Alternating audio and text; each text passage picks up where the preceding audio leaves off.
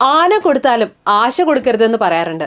എന്നാൽ മുഴുവൻ സീറ്റും കിട്ടുമെന്ന കമ്മി നേതാക്കളുടെ കോൺഫിഡൻസ് കൂടിപ്പോയതോടുകൂടി അതും കേട്ട് സുരേഷ് ഗോപിയെ ചൊറിയാൻ പോയ പലർക്കും ഇതുവരെ നിലം തൊടാൻ കഴിഞ്ഞിട്ടില്ല.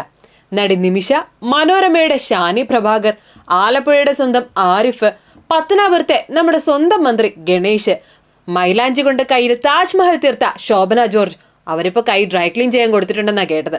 എന്തായാലും ഈ പറഞ്ഞവരെല്ലാം ഇന്നും വായിൽ നിന്ന് വീണുപോയ ഒരു വാക്കിന്റെ പേരിൽ ട്രോൾ ഏറ്റു വാങ്ങിക്കൊണ്ടിരിക്കുകയാണ്. 4 വർഷം മുൻപ് ഒരു പൊതുപരിപാടിയിൽ നടി നിമിഷ സഖാക്കന്മാരെ സുഖിപ്പിക്കാനായിട്ട് തൃശ്ശൂർ ചോദിച്ചിട്ട് കൊടുത്തില്ല, പിന്നല്ലേ ഇന്ത്യ എന്നൊരു ചൊല്ലിയായിരുന്നു.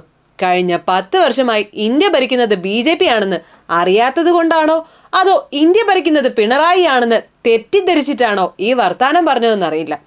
എനിവേ, അന്ന് ആ വീഡിയോ ആരും കണ്ടില്ലെങ്കിലും പിന്നെ എല്ലാവരും ആ വീഡിയോ കാണുകയും ഒടുവിൽ കമന്റ് ബോക്സ് ഓഫാക്കി സമൂഹ മാധ്യമങ്ങളിലേക്ക് തിരിഞ്ഞു നോക്കാതെ വീട്ടിലിരിക്കേണ്ട അവസ്ഥയിലേക്ക് അത് നിമിഷയെ കൊണ്ടെത്തിക്കുകയും ചെയ്തു. അപ്പോഴാണ് ഗണേഷ് സാർ രംഗത്തെത്തിയത്. കുമ്പിടിയായി അഭിനയിച്ചുകൊണ്ടിരിക്കുന്ന നമ്മുടെ സ്വന്തം മന്ത്രി ഗണേഷിന്റെ കാര്യം പറയാതിരിക്കാൻ പറ്റില്ല. എങ്ങനെയെങ്കിലും നാട്ടുകാരെ ഒന്ന് ചിരിപ്പിച്ച് കമ്മ്യൂണിസ്റ്റുകാരെ ഒന്ന് ജയിപ്പിച്ചെടുക്കാനായി പുള്ളിക്കാരൻ പഠിച്ച പണി 18 നോക്കിയിരുന്നു. അതിനിരയായി സെലക്ട് ചെയ്തത് ആരെയാ? സുരേഷ് ഗോപിയെ. ഇലക്ഷന് മുൻപ് സ്വന്തം സഹപ്രവർത്തകൻ എന്ന് പോലും നോക്കാതെ സുരേഷ് ഗോപിയെ താറടിച്ച് കാണിക്കാനായി പറഞ്ഞ പല വാക്കുകളും ആരും തന്നെ മറന്നിട്ടില്ല. നോമ്പ് കഞ്ഞി വടിച്ചു കുടിച്ച സുരേഷ് ഗോപി നാടകം കളിക്കുകയാണെന്നും പറഞ്ഞ് അധിക്ഷേപിക്കുകയും കൊല്ലക്കാരൻ കൊല്ലത്തെങ്ങും പള്ളിയില്ലാഞ്ഞിട്ടാണോ അങ്ങ് തൃശ്ശൂർ പോയി മാതാവിന് കിരീടം കൊടുത്തതെന്ന് ചോദിക്കുകയും അതും പോരാഞ്ഞിട്ട് മാതാവിന് അത് ഇഷ്ടപ്പെടാഞ്ഞതുകൊണ്ട് തല കുലുക്കി അങ്ങ് തട്ടിക്കളഞ്ഞു എന്ന് പറയുകയും ചെയ്തതൊന്നും വൈറലല്ലാഞ്ഞതുകൊണ്ട് തന്നെ ഞങ്ങൾ ആരും ഓർക്കുന്നുമില്ല കേട്ടോ.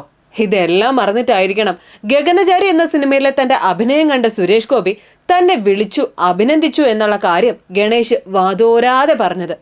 രാഷ്ട്രീയമോ ആശയമോ എന്തിനേയും വിമർശിക്കാം, എന്നാൽ ആഹാരവും വിശ്വാസവും ഒക്കെ മുതലെടുത്ത് സ്വന്തം സഹപ്രവർത്തകനെ കുറ്റം പറയുമ്പോൾ അദ്ദേഹം കേന്ദ്രമന്ത്രിയായി അങ്ങ് തലയ്ക്ക് മുകളിൽ എത്തുമെന്ന് ഓർത്തു കാണില്ല. പിന്നെ പറഞ്ഞ കമന്റിന് സുരേഷ് ഗോപി അന്ന് മറുപടി പറഞ്ഞില്ലെങ്കിലും മറ്റു പലരും പറഞ്ഞിരുന്നു. പിന്നെ നൈസിന് ഇന്നലെ സുരേഷ് ഗോപി ഒരു പണി തരുന്നത് ഞങ്ങളും കണ്ടിരുന്നു കേട്ടോ. കഴിച്ചുകൊണ്ടിരിക്കുന്ന സുരേഷ് ഗോപിയുടെ ചിത്രം എടുക്കാൻ ചെന്ന റിപ്പോർട്ടറിനോട് കൈ നക്കുന്നതൊന്നും എടുത്തേക്കല്ലേ, ചിലർക്ക് ഇഷ്ടപ്പെടില്ല എന്ന് പറയുന്നത് കേട്ടു. അത് ആരെ ഉദ്ദേശിച്ചാണെന്ന് ഞങ്ങൾക്ക് മനസ്സിലായി കേട്ടോ. എന്തായാലും അത് ഗണേഷിനെ വീണ്ടും എയറിലാക്കിയിട്ടുണ്ട്. ഒരുപക്ഷെ അതിനുശേഷമാകും നിന്റെ അഭിനയം കൊള്ളാമെന്ന് പറഞ്ഞ് സുരേഷ് ഗോപി ഗണേഷിനെ വിളിച്ചിട്ടുണ്ടാവുക. ഇത്തവണ തെരഞ്ഞെടുപ്പ് എന്തായാലും വളരെ അധികം തന്നെ ശ്രദ്ധിക്കപ്പെട്ട ഒന്നാണ്. അതിനുശേഷമുള്ള സത്യപ്രതിജ്ഞയും അതുപോലെ തന്നെ ചർച്ചകൾക്ക് വഴിവെച്ചിരുന്നു. എന്നാൽ MP-മാരുടെ കൂട്ടത്തിൽ തരൂരിനെ ആദ്യമൊന്നും കാണാനില്ലായിരുന്നത്രേ. സത്യപ്രതിജ്ഞ പിന്നെയും ചെയ്യാമെന്ന രീതിയിൽ തന്റെ ഇരട്ട കുട്ടികളുടെ 40ാം പിറന്നാൾ ആഘോഷിക്കാനായി പുള്ളിക്കാരൻ അമേരിക്കയിലായിരുന്നത്രേ. പിന്നീട് വന്നാണ് സത്യപ്രതിജ്ഞയും ചെയ്തത്. അത് ഒരു ചർച്ചകൾക്കും വഴിവെച്ചിരുന്നു. സംഭവം ആദ്യ 2 ദിവസവും അദ്ദേഹം സഭയിലില്ലായിരുന്നു. കേക്ക് കട്ടിയാലാണല്ലോ ഇമ്പോർട്ടൻസ് എന്ന രീതിയിൽ ഇപ്പോൾ വൈറലാകുന്ന മറ്റൊരു ചർച്ചാ വിഷയമായി അത് മാറിക്കൊണ്ടിരിക്കുകയാണ്.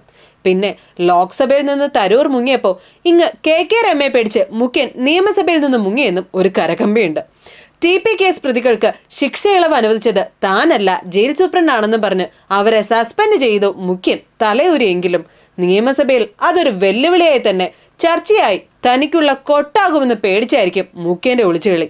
എന്തായാലും സാറ്റും മുട്ടുമൊക്കെ കളി തുടരുമ്പോൾ കാണാം, കണ്ടുമുട്ടാം പുത്തൻ വിശേഷങ്ങളുമായി.